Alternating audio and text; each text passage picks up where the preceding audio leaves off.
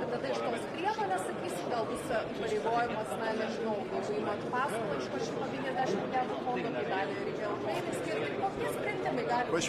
Pažiūrėsim, šiandien nenorima fiksuoti sumą, taip, bet ta suma gali išaugti prisidėjus ir kitoms valstybėms, kurios net nėra ES narės, ir aš žinau, kad iš NB8 formato valstybių tikrai toks pasirežimas yra. Aš manau, kad mes tikrai šiandien turėsime dėl šito diskusiją. Vengrijos arba Slovakijos dalyvavimas nėra kritinė šito sprendimo sąlyga, kadangi galima suformuoti norinčiųjų koaliciją ir akumuliuoti šitos resursus ir be šitų dviejų minėtųjų valstybių. Na ir turbūt nėra man tikslo aiškinti ilgai, kad šiandien tie pinigai be galo reikalingi Ukrainai, nes matome, kad atriedantis signalai iš už Atlanto leidžia manyti, kad parama Ukrainai bent jau šiame etape gali būti pristabdyta, tiksliau, ji jau pristabdyta.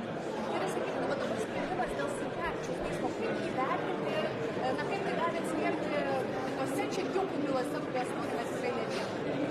Žinote, visada tam tikras nusivylimas apima, kuomet matai labai skirtingų instancijų teismų sprendimus. Tai reiškia, kad kažko mūsų teisinėje sistemoje trūksta. Ar precedento, ar kažkokios suformuotos politikos.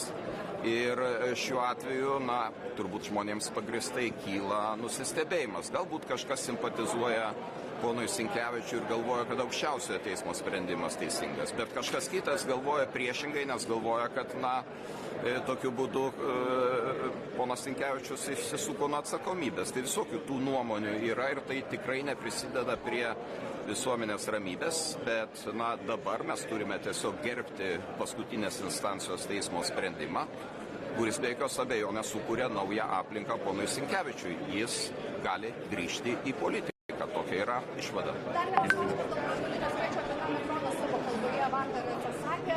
Ar tai geras signalas, nes diskusijos tik prasideda ir čia ne viskas taip yra paprasta, kaip vertinate tą progą?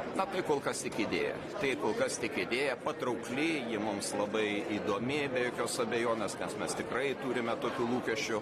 Bet kol tai yra tik tai idėja, kalbėti apie ją visapusiškai yra sunku. Matome, kad Rusija jau sureagavo, bet Rusija ir negalėjo nesureaguoti, iš to nereikėtų daryti kažkokios dramos. Šiaip tai visą apimančios oro gynybos sistemos kūrimas Europoje tikrai būtų vienas iš prioritetų ir aš tikiuosi, kad tas dokumentas, white paperis, kuris pasirodys šiek tiek vėliau kovo mėnesį, jis apims be kitų elementų ir šį.